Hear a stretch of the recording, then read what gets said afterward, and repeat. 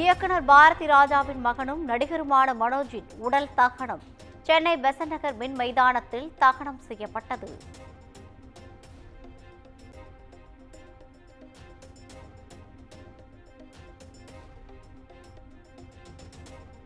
தனது மகனின் உடலை கடைசியாக பார்த்து கதறி கண்ணீர் விட்ட இயக்குனர் பாரதி ராஜா கனத்த இதயத்தோடு மின் மைதானத்திலிருந்து வெளியேறினார்.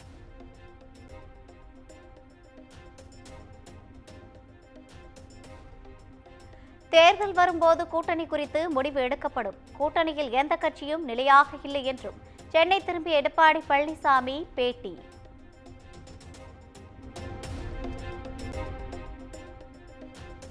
தமிழ்நாட்டு பிரச்சினைகள் குறித்து மத்திய உள்துறை அமைச்சர் அமித்ஷாவிடம் மனு அளித்தோம். மக்கள் பிரச்சனையை பேசதான் சந்தித்ததாகவும் எடப்பாடி பழனிசாமி மீண்டும் திட்டவட்டம்.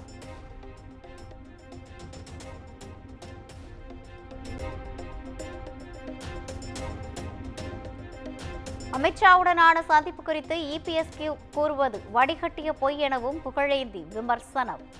என்ன சொல்வதென்று தெரியாமல் தமிழக பிரச்சனைகளை கையில் எடுத்துள்ளதாகவும் காட்டும்.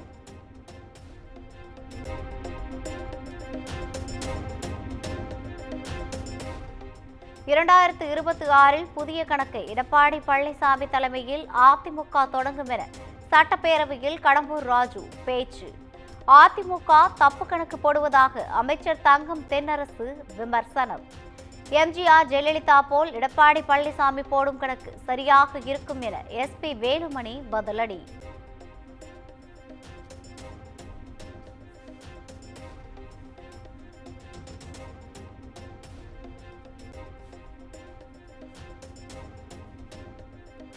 மத்திய அரசை கண்டித்து தமிழ்நாடு முழுவதும் வரும் 29ஆம் தேதி திமுக கண்டன ஆர்ப்பாட்டம். 100 நாள் வேலை திட்டத்தில் 4034 கோடி ரூபாயை விடுவிக்காமல் வஞ்சிப்பதாக குற்றச்சாட்டு.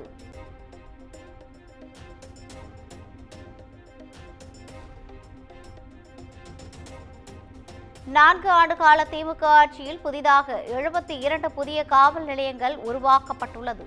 23 புதிய தீயணைப்பு மற்றும் மீட்பு பணி நிலையங்கள் செயல்பாட்டிற்கு கொண்டுவரப்படுவதாகவும் பேரவையில் முதலமைச்சர் விளக்கம். கிரஷர் உரிமையாளர்கள் தன்னிச்சையாக ஜல்லி எம்சாண்ட் விலையை உயர்த்தினால் நடவடிக்கை எடுக்கப்படும்.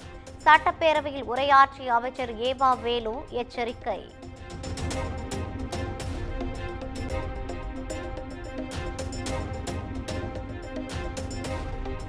அனுமதி வழங்கப்பட்ட 2 லட்சம் விவசாயிகளில் 1,81,000 பேருக்கு மின் இணைப்புகள் வழங்கப்பட்டுள்ளது. சட்டப்பேரவையில் அமைச்சர் செந்தில் பாலாஜி பதில்.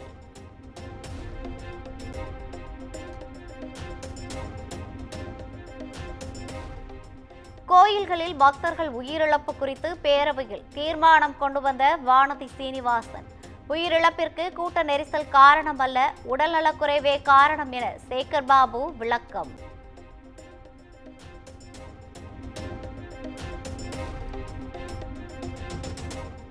சென்னையில் தொடர் செயின் பறிப்பில் ஈடுபட்டது ஈரானிய கொள்ளையர்கள் என காவல் ஆணையர் அருண் பேட்டி. துப்பாக்கியால் சுட்டுவிட்டு தப்பிக்க முயன்றபோது என்கவுண்டர் செய்யப்பட்டதாகவும் விளக்கம்.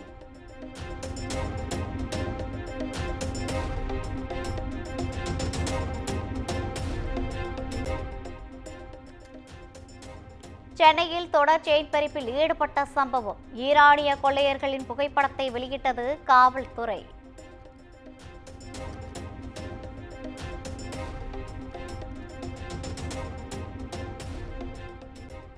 திமுகவின் தேர்தல் வாக்குறுதியான கல்விக் கடன் ரத்து திட்டத்தை அமல்படுத்த தமிழக அரசுக்கு உத்தரவிட வேண்டும்.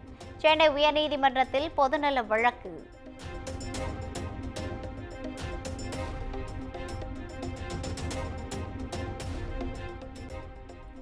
தமிழகத்தில் அதிகரிக்கும் வெப்பத்தால் ஓரிரு இடங்களில் அசௌகரியம் ஏற்படலாம். மக்கள் தேவையின்றி வெளியே வருவதை தவிர்க்கவும் வானிலை மையம் அறிவுறுத்தல்.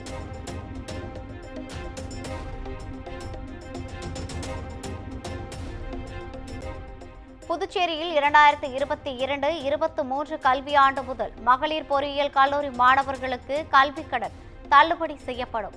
பள்ளி மாணவர்களைப் போல் அரசு கல்லூரி மாணவர்களுக்கும் இலவச பேருந்து இயக்கப்படும் என அமைச்சர் நமச்சிவாயம் அறிவிப்பு.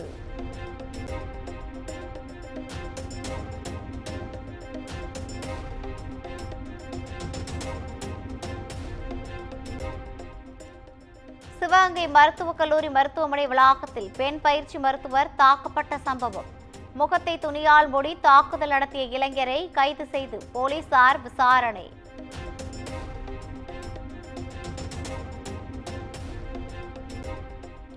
பூவிருந்தவல்லி அருகே செங்கற்சூளையில் கொத்தடிமைகளாக இருந்தவர்களை மீட்ட அரசு அதிகாரிகள். ஒடிசாவைச் சேர்ந்த 48 பேர் மீட்கப்பட்டதாக தகவல்.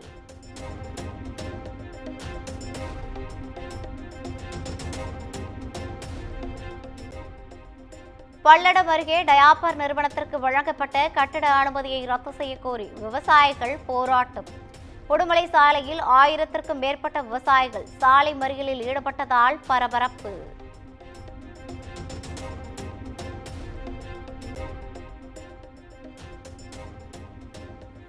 புதுச்சேரியில் பணி நீக்கத்தை கண்டித்து பாடையில் படுத்து ஊழியர்கள் போராட்டம்.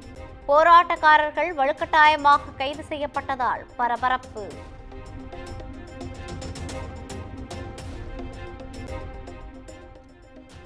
நெல்லை ஓய்வு பெற்ற காவல் அதிகாரி கொலை வழக்கு சிபிஐ மாற்ற கோரிய வழக்கு. தமிழக டிஜிபி சிபிஐ பதிலளிக்க உயர்நீதிமன்ற மதுரை அமர்வு உத்தரவு.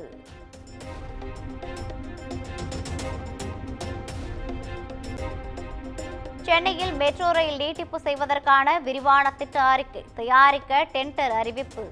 தாம்பரம் முதல் கிண்டி வரையும் கலங்கரை விளக்கத்திலிருந்து உயர்நீதிமன்றம் வரையும் அமையவுள்ளதாக தகவல்.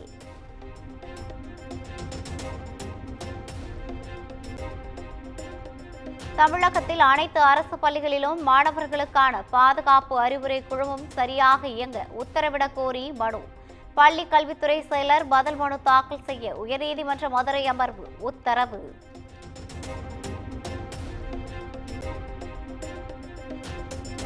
சென்னை தரமணியில் பாலிடெக்னிக் கல்லூரி மாணவி வன்கொடுமை செய்யப்பட்டதாக தகவல் பரவிய விவகாரம். எஸ்எஃப்ஐ அமைப்பினர் போராட்டம் நடத்திய நிலையில் ஆட்டோ ஓட்டுநர் மீது போக்சோ வழக்கு பதிவு.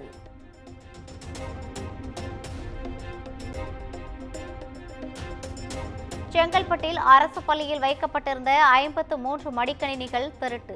மாணவர்களுக்கு வழங்க வைக்கப்பட்டிருந்த மடிக்கணினி திருடு போனதால் அதிர்ச்சி.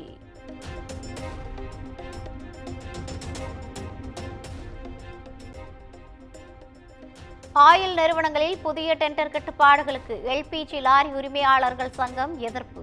கால வரையறையற்ற போராட்டம் அறிவித்ததால் கேஸ் தட்டுப்பாடு ஏற்படும் அபாயம்.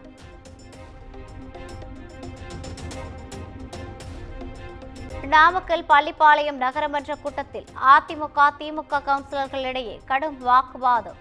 தங்கமணியின் பெயரை சிறியதாக அச்சிட்டதாக அதிமுக கவுன்சிலர்கள் குற்றச்சாட்டு.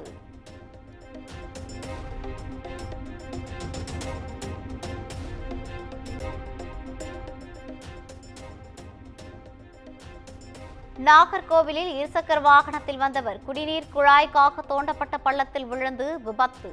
படுகாயமடைந்த நிலையில் அதிர்ச்சியூட்டும் சிசிடிவி வெளியீடு.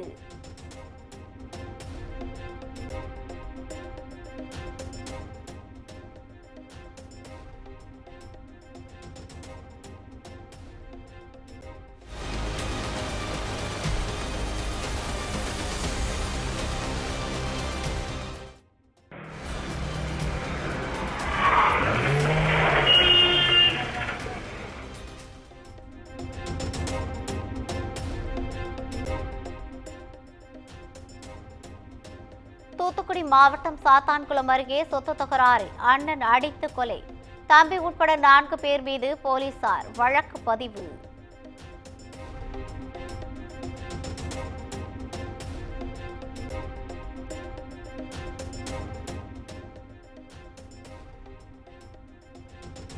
நாகையில் சுருக்குமடி வலையை பயன்படுத்திய பூம்புகார் மீனவர்கள் 7 பேர் சிறைப்பிடிப்பு. போலீசார் பாதுகாப்புடன் படகுகளில் மீன்வளத்துறை அதிகாரிகள் தீவிர சோதனை.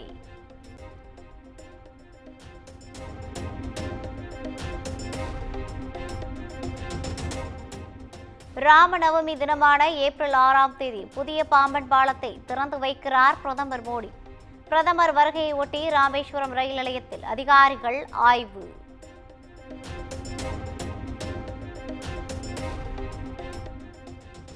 காங்கிரசின் தேர்தல் வாக்குறுதிகளை நிறைவேற்ற கோரி தெலங்கானா பேரவை வளாகத்தில் பிஆர்எஸ் கட்சியினர் போராட்டம். ஏழை பெண்களின் திருமணத்திற்கு 10 கிராம் தங்க திட்டம் என்ன ஆனது என கவிதா கேள்வி.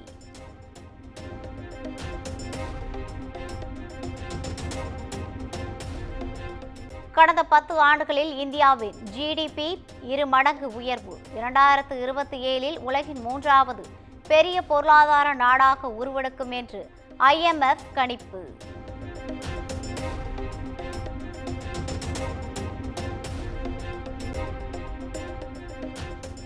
டெல்லியில் மெட்ரோ ரயில் தூண்களில் ஒட்டப்பட்ட போஸ்டர்களை அகற்றிய முதலமைச்சர் ரேகா குப்தா. அரசு சொத்தை யாரும் சேதப்படுத்த வேண்டாம் என்றும் வேண்டுகோள்.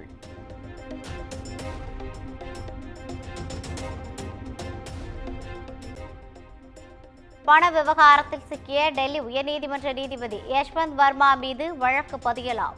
உச்சநீதிமன்ற குழு பரிந்துரை.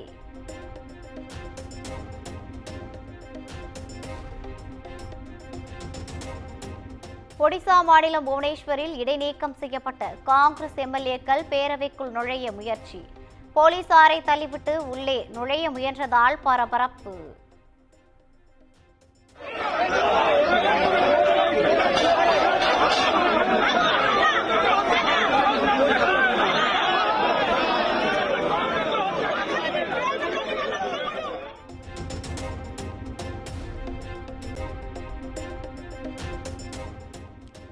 IPL கிரிக்கெட் தொடரின் 6வது லீக் ஆட்டத்தில் Rajasthan Royals, Kolkata night Riders அணிகள் கவுஹாத்தியில் இன்று மோதல். நடப்பு தொடரில் முதல் வெற்றியை பதிவு செய்ய இரு அணிகளும் முனைப்பு.